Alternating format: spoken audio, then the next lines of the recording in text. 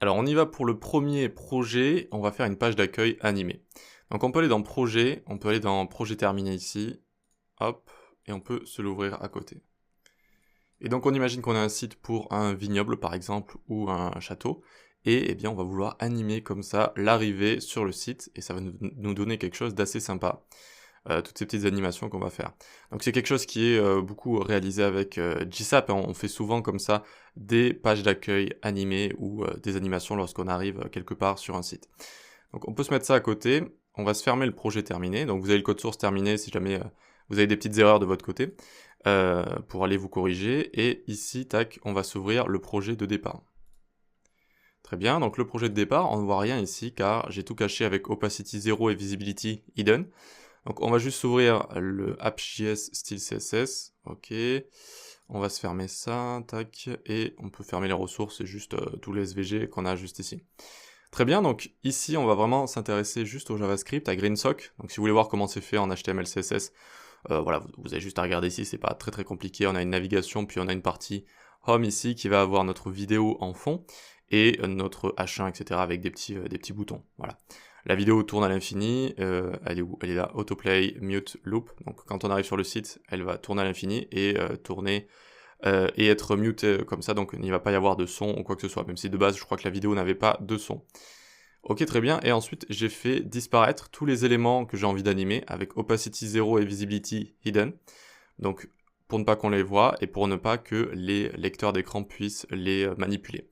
Voilà, donc pour tout ce qui est navigation ici par exemple, donc si on fait opacity, on fait CTRL H ici, on peut voir donc que j'ai mis opacity 0 au lien de la navigation, aux images de la navigation, au H1, aux images du contenu juste ici, et à notre bouton. C'est vraiment tout ce que j'ai envie d'animer. Voilà. Pour pas que ça flash dès le départ, quand le CSS a été analysé, pour pas que ça flash d'un coup et puis que ça s'anime, mais juste que ça s'anime de base. Ok, très bien, donc on peut venir dans notre app.js ici, puis on peut commencer, donc on va faire const all nav links ici, on va prendre finalement tout ce qu'on a besoin, tout ce qu'on a envie d'animer, query selector all, et on va prendre nav a, très bien, oups, ah, je crois que j'ai le clavier qui était en mode américain. Ok, c'est bon, nickel. Pour l'enlever, le mode anglais ou américain, vous devez faire Maj Alt et ça vous change, ça vous change la langue du clavier si jamais vous l'avez changé sans faire exprès. Donc ensuite, on va prendre image nav juste ici. Donc là, ce sera nav image, comme ça, très bien. Maj Alt flèche du bas, hop, on peut continuer à dupliquer. On va prendre title. Et ici, hop, on va prendre notre H1. Tac. Et puis, il nous manque trois choses. Donc, on va prendre vertical line. Ce sera une ligne verticale qu'on va faire grandir avec height et ça donnera un effet plutôt cool. Et sa classe s'appelle middle line comme ça. Ok. Et ensuite, on va prendre grapes logo. Grapes, ça veut dire les raisins en anglais. Et donc, ici, je peux passer home content img. Très bien. Et le dernier, on va lui mettre home btn. Et ce sera home content button. Ok, parfait, donc ça ressemble à ça, voilà. On a tous les éléments qu'on a envie d'animer. Maintenant, on a envie de lancer une fonction seulement quand la page a bien chargé. Donc après qu'elle ait load, l'événement load en JavaScript. Donc on va faire un window.addEventListener load. Je vais appeler ça une fonction initialisation anime, donc init anime. Et donc on va l'écrire ici, fonction init anime. Hop, hop, parfait. Donc là, si on marque loaded, on devrait avoir loaded juste ici. Vous voyez que notre page a bien chargé, très bien. On va pouvoir envoyer nos animations dans cette fonction, tout simplement. Donc on va créer une timeline, const tl fade, d'accord, donc apparition fade, et ici on va faire gsap.timeline. Parfait. On ne lui met pas de valeur par défaut, on a envie qu'elle s'exécute directement une fois qu'on l'aura remplie de toutes nos animations et qu'elle se sera insérée dans la timeline globale. Donc on vient juste ici faire .to, d'abord notre title. Alors à notre title, on va lui mettre auto alpha, donc à la fois opacity et visibility. On va le faire apparaître sur les deux tableaux.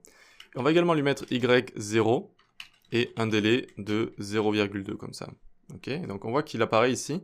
Et c'est vrai que de base, mon title, donc si je fais CTRL F H1 ici, Je l'ai fait démarrer à Transform Translate ici, moins 50. Ok, je l'ai fait démarrer à Transform Translate Y, moins 50 pour pouvoir l'animer tout Y0 et donc le faire apparaître depuis le plafond un petit peu comme ça donne un effet vraiment sympathique.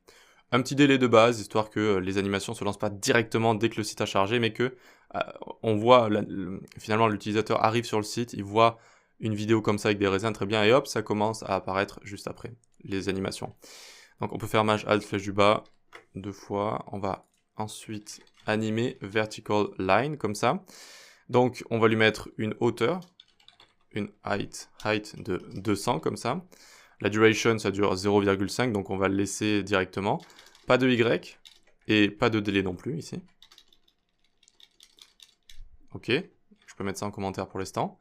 Et vous voyez qu'on a bien notre ligne, comme ça, qui va s'agrandir. Alors, notre ligne, elle vient de middle line dans notre CSS ici, donc vous pouvez faire CTRL F à chaque fois pour rechercher.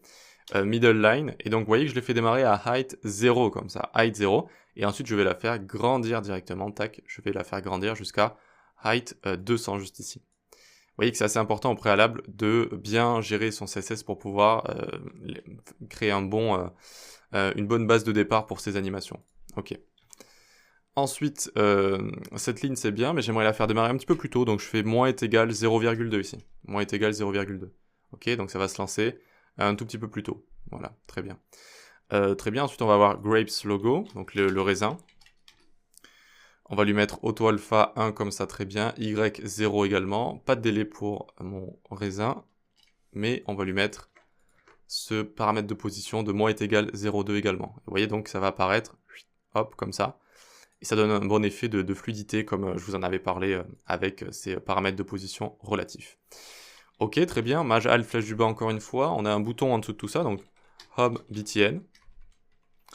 Auto Alpha 0, Y0, et ici, on va laisser absolument tout pareil, comme ça. Vous voyez, hop. Et donc, on fait apparaître quoi en premier? Ça aussi, c'est assez important.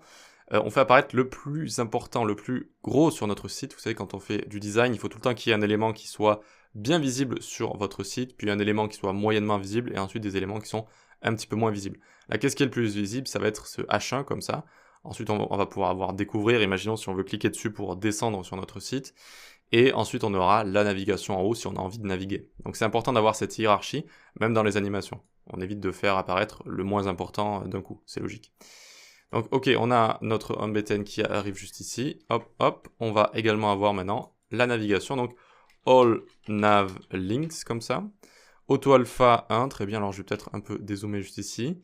Y0, ok. Duration, on va lui mettre 0,4, je l'avais mis.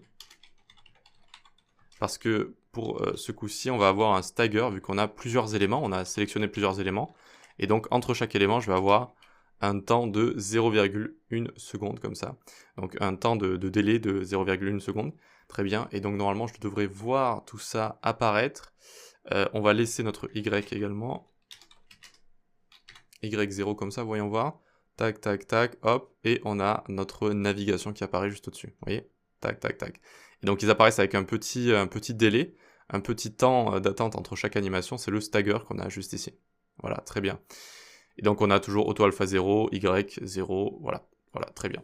Ensuite donc on a les images à gauche et à droite qu'il faut faire apparaître également, et donc image nav, Auto Alpha 1, Y0, très bien, et on ne va pas leur mettre de paramètres relatifs juste ici, ils vont vraiment apparaître à la toute fin. Hop, et les deux images à la fin, le tonneau et la feuille, on imagine, de vigne ou quoi que ce soit.